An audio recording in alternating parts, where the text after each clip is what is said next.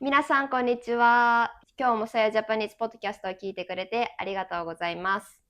今日は、特別なゲストの私のおばあちゃんに来てもらっています。おばあちゃんは兵庫県で育った今、埼玉県御年84 14。のかっこいいおばあさんです。そんなおばあさんに今日はいろんな質問をしていきます。大ママって呼んでいい？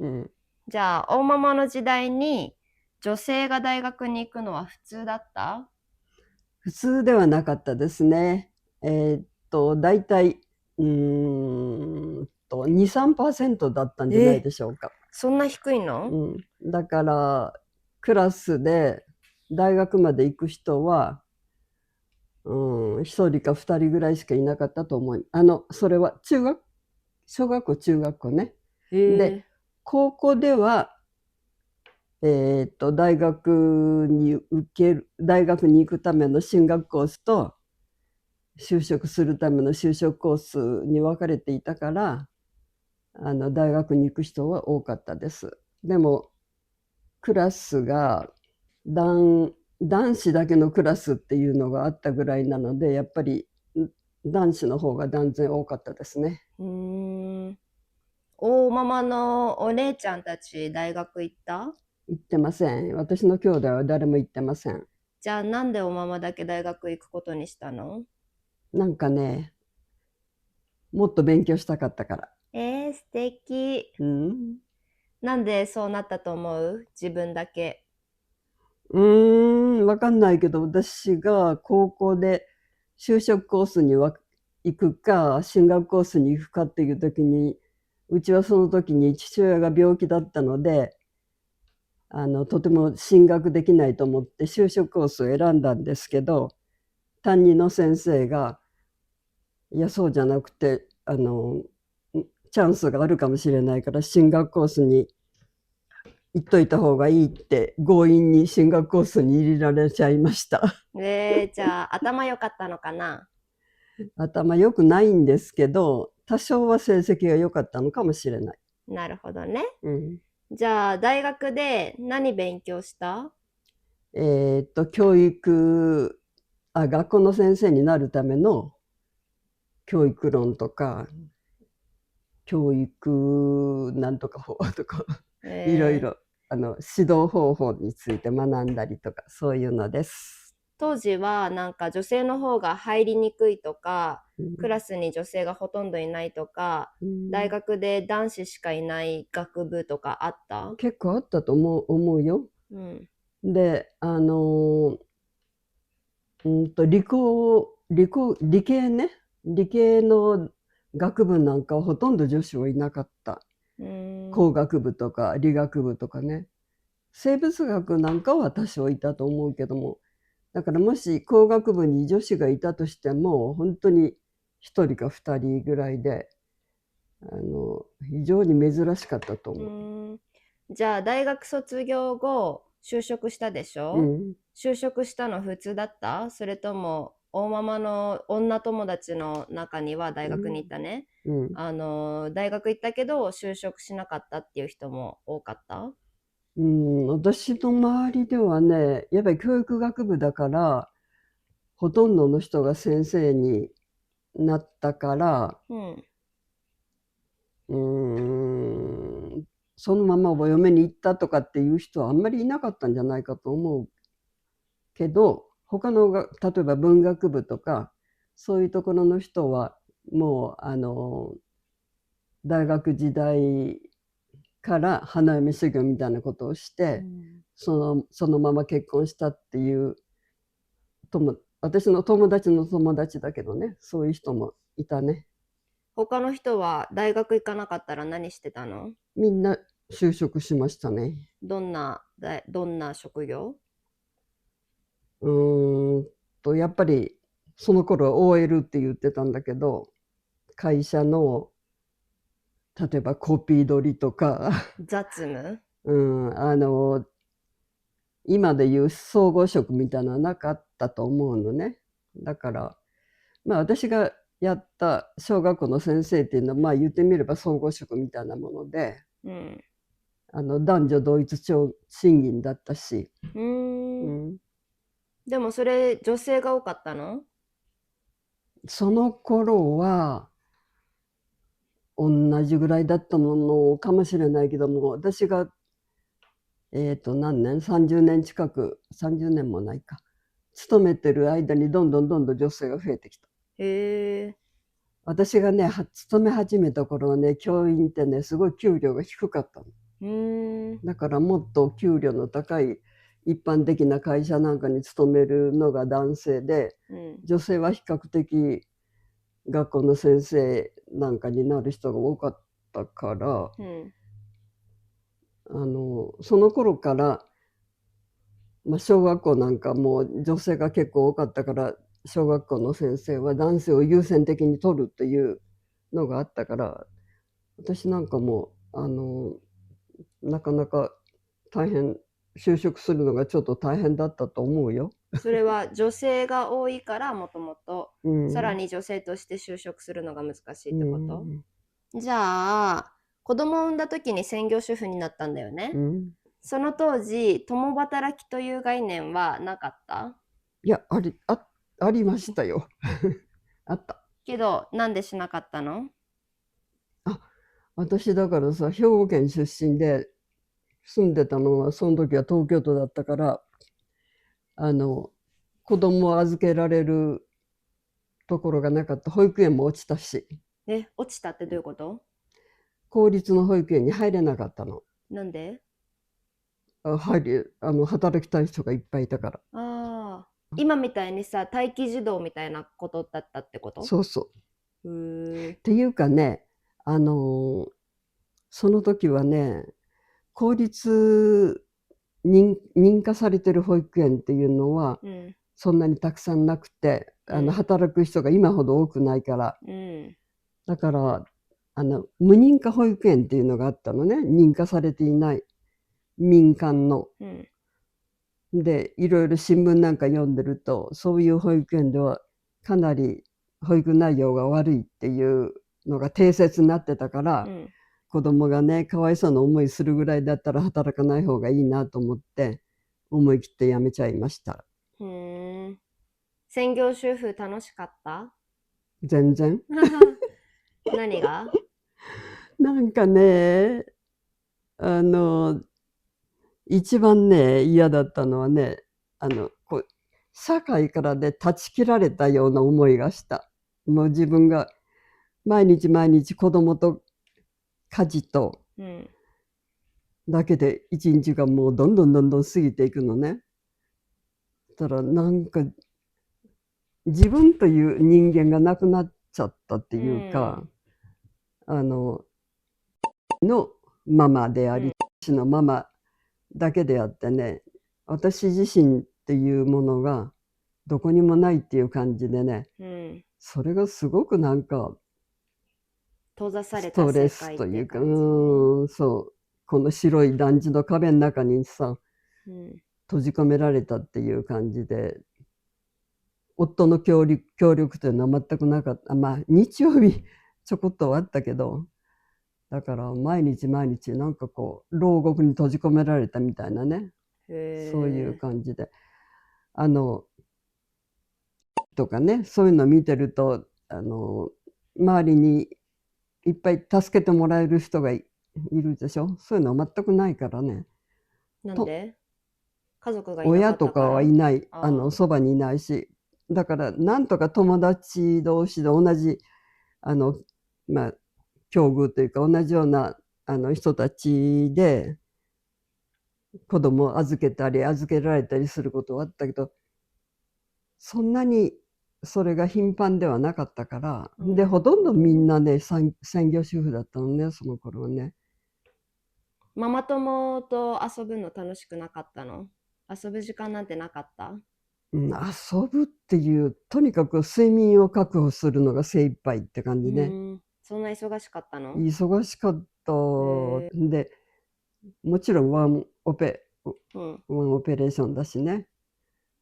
だからもうその頃よく頑張ってやったなと思いますね。じゃあ大変だし忙しいし孤独だし、誰にも感謝されないし、閉ざされてるしって感じそうね。やんね。感謝してもらいたいとかそういうのはなかったけど、社会とのつながりがないっていうのはなんで自分がこんなにね、なんかストレス感じるのかなってずっと考えてて、やっと終わりの方になって、ああ、私社会と隔絶されてたんだって気がついたの。じゃあ、もし同じ専業主婦だとしても、親とか兄弟とか、なんか親戚とかコミュニティが周りにいた方がずっと、そうそうそうそう。楽だったかもしれないってこと？ちょっとお願いとかね。なるほどね。じゃあ今さ、どんどんそういうコミュニティとかさ、家族関係は薄れてるけどさ、そういう中でさ、例えばシングルマザーとかでやってる人は相当大変だろうね。そうだと思う。大変。だから私ね、時々今でもね、ヤクルトおばさんみたいな自転車とかバイクに乗ってヤクルト配ってる人いるでしょ、いるのよね、街中に行くと。いるいる。そういう人見るとさ、頑張ってと言いたくなる。じゃあ、なんでその後、また教師の職に戻ったの？それをこの前も言ったけど、悩みに悩んで最終日に、私が36歳が最終だったんだけど、最終教師日にになれる最終日ってこと？ 36歳以上は受けられなかったのね。教員採用試験ね。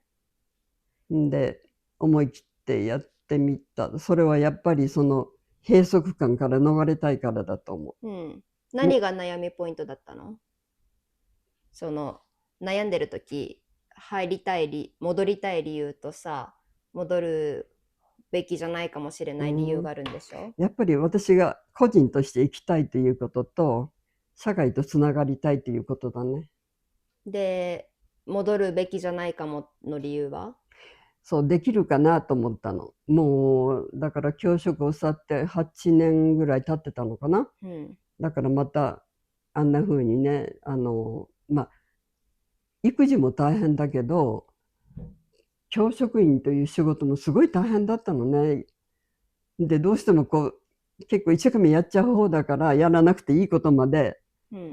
だから、あれと同じようなことまたできるかなって、子供2人もいてね。できるかなっていう、そういう自信がなかったから。でも試しに受けてみようかなと思って、受けたら受かっちゃったから、じゃあ頑張ってやろうかなと思って。ほんで結局、教頭と校長まで、上り詰めたというかさ、選ばれるまで良い仕事をしたんでしょ？いいかどうかわかんないけど、私は、再就職して後悔したことは一回もないね。もう再就職してさ、子供たちが待ってる教室に廊下を歩いていくのね。その時すごい嬉しかった。ワクワクした？いや、今日もまたこうやってね、子供たちと勉強できると思うとすごく嬉しくてさ。じゃあおママは勉強が好きなのかな？勉強というか、仕事が好きなのかもしれない。こういう家事はね、あんまり好きじゃないけど、子供たちと接したり、子供たちがなんかね、新しいことを教えてあげたりね、ちょっと教え方に工夫して、ちょっとびっくりさせたりすると、すごい子供が、そうなの？とかって言うじゃん。そういうのってすごく嬉しい。じゃあ、教職の仕事が向いてたんだね。そうでしょうね。あんまり辞めたいと思ったことは一度もないかな。ちょっといろいろトラブルはたまにはね、親が変なこと言ったりとかそういうのはあったけど、仕事を家事と自分の育児が大変だからもうこれ以上できないなとかっていうようなことはあったけど、仕事そのものは私はすごい楽しかったね。仕事しながら家事とか育児するのはどうだった？それが大変でした、一番。うちの母親のせいでご迷惑をおかけしました。大変でした。それで父親のサポートっていうのが、日曜日に子供連れてどっか遊びに行ってくれるとか、そういうのはあったけど、普段はもう朝6時半ぐらいに家出て、で、帰ってくるのが11時とか12時とか。夜のうん。なんで？なんでって、ハンドボールやってたからね。あ、王子がね。うん。あ子供の父親ね。あ、じゃあ本当にワンオペなのね。うん。で、しかもさ、今もさ、結局ワンオペの人って多いけうど、ん。なんか少なくとも男性も家事をするべきみたいな、風潮というか考え方が広まってきてるから、うん。なんか亭主関白みたいにさ、あれやれとかさ、うん。なんか作ったご飯に文句言ったりすることはなくなってきたじゃん。うん。昔はそういうのも普通だった？まあ普通っていうか、うん。あの、うちの夫はそんなにあれをしろっていうような言い方はしないけども、まあ、してくれて当たり前っていうようなあれはあったよね。うん。あったの。だから、私がね、今、さやちゃんに聞かれてないけども、男女が不平等だって強く感じたのは、結婚して子供を産んでからよね。うん。学校時代とか、教員時代は、男女が不平等だってそういうふうに受け取ることはめったになかった。なるほどね。なんかこの前ちょっと見たのは、日本では女性が結婚して、昔の話ね、結婚して初めて不幸になるうみたいん、うな、ん、結婚してた方がうん、不幸っうん、ていう、そういう気持ちはわかるじゃわあ？かる。だからね、あんまり大変だった時にもうね、もう気が狂いそうになってね。うん。それでは、なんでね、女ばっかりね、家事とか育児とかやんなきゃいけないのって私が言ったことがあるのね。王子に？うん。うん。そしたら、女は家事が好きなんだろって言ったの。それでいや私、そ ー。もうすごい勢いで言ってたね。そこではっと何にも言えなくなっちゃって、うん。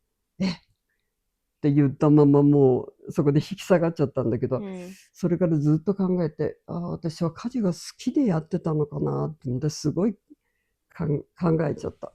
今ならなんて言い返したい？そんなことないっていう。でもその時はもう突然そう言われて何て言っていいか分かんなかったから、うん。私はもう返事ができなかった。大ママがさ、フェミニストとか女性の権利をこう向上させるような本とかね、考え方に出会ったきっかけは？中学校時代になんか、まあ先生がこの子はと思った人にうん。声かけて、うん。女性の地位向上みたいなそういう会をね、先生たちが作ってたうの。ーん。そこにね、うん。私とか何人かの女生徒をうん。連れて行って、うん。そのあ、介護大ママが子供の時ってこと？の中学生の時ね、へえ。その会合に連れてってくれて、うん。それで少し、私あんまり長い間入んなかったけど、まあ、3、4回ぐらいそういう男女平等の勉強会みたいのをへね、え。なんかだから先生たちばっかりなのに生徒が2、へえ。3人いて、で、その時に初めて、そうか、男女は平等だよねって、そういう意識がその時ちょっと芽生えて、でもね、ほとんど学校では女だからダメだろうみたいなことをはっきりは言わないから、先生たちも。うん。だからあんまり女だからダメみたいなことはね、とにかく家庭以外ではあんまり私は感じなかったのね。なるほどね。まあ、確かに学校という職場だったらあんまり感じないかもね。うん。こう普通の職場とか行ったらさ、うん。そう女はおそうそうそう。茶組とかうん。さ、なかなかこう昇給させてもらえないとうかさあるけん。ど、ん、でもお茶組はありましたよ。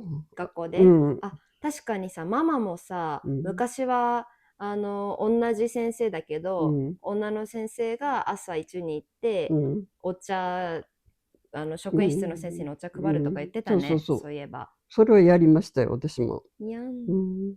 じゃあ自分がフェミニストだと辞任したきっかけはいつ？きっかけはないけど、とにかく夫と全く平等じゃないっていうことを意識してたから、なんかそんな世の中じゃいけないんじゃないかなと思って、男女は平等でなくちゃいけない。それとね、うちの父親と母親がもう全く、父親が亭主関白で、母親がもう忍従の生活を強いられてたから、もうそれでね、すごく世の中に対して腹を立ててた。なるほどね。でもそうだよね、そういう権利をさ、不平等をに立ち向かうために一番最初に重要な気持ちは怒りっていうもんね。怒りがあってこそデモ運動とかさ、そういうのが出てくるんだもんね。じゃあ大ママにとって一番苛立ちを感じる男女の不平等はこの日本社会で。そうね、今ずいぶんいろんな点でミーツー運動からね、ずいぶん女性が声を上げるのが認められてきたと思うんだね。それまで声を上げるとなんか上から叩き潰される感じだったと思うんだけども、で同じ女性同士でその声を上げた人を潰すみたいなところもあったけども、あれから少しずつ変わってきて、例えばさ、テレビなんかで見てても、解説する人とか人に教えるような役割みんな男性だったのが、この頃3人のうち1人ぐらいは女性が出てくるとかね、そういうのでいろんなことが変わってきてるなっていうふうに思うけども、唯一変わらないのは賃金だと思うのね。で、私教職員は全く平等だったから、そういう点もすごく良かったなと思うんだけども、今同じ同一労働なのに不平等な賃金でしょ。だからそれをやっぱりね、許してはいけないと思うのね。そのことですごく怒りを感じます。日本は今世界の男女平等ランキングみたいなので118位だけど120ないそうそう、こんな先進国でなんでこんなにまだまだ低いんだと思う？やっぱり日本には保守主義というかさ、そういう長いそういう家制度っていうの、そういうものが根強く残ってて、それが男はもちろん女の人の中にもそういうふうに、女の方がね、貸し付いてやる方が世の中うまくいくんだっていうようなね、そういう考えがまだまだ払拭されてないと思うのね。でも私は希望を持ってるんだけども、だんだんそれが少しずつそういうのは払拭されてくるんじゃないかなと思う。でもいつかテレビでアンケートを取ってたけど、大学4年生の国立大学を出た女性でも希望は専業主婦だっていうようなね、そういう人たちが一定数いるわけよね。それはちょっと寂しいなと思うよね。じゃあもっと同じ女性からの支援というか同志が必要ってこと？っていうか、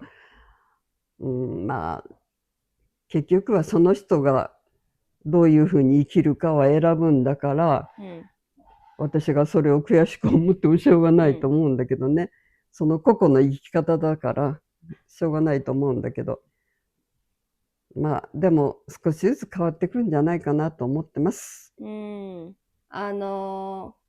まだまだ不平等がたくさん見れる世界、日本の社会だけど、今後変わっていくためにどんなことが必要もしくは重要だと思う？どんなことね。もしくはおママの願い。願いはやっぱり自分自身がそうだったように、やっぱりその個々にね、その人自身、その人らしく生きてほしいなと思うのよ。誰それさんの母とか、誰それさんの、妻とかね、そういうほら昔の人は何々のなんだっ奥さけ、んとか、言女房葉ちょっと分かんないけど、妻とかそういう風になんか古文書なんか残ってるじゃん。母が多いね、母が。でもそうじゃなくて、やっぱり肩の鞘だったら肩の鞘としての生を生きてもらいたいなと思います。以上でございます。素晴らしい。ありがとうございました。ありがとうございました。また参加してくれる？見てくれる人がいればね。そりゃもちろん。ありがとう、ママ。If you want to learn Japanese more interactively, you can find the best teacher for you at Saya Japanese School, a quality-first online Japanese school founded by me. Visit sayajapanese.com for more information. Thanks for your support and happy learning.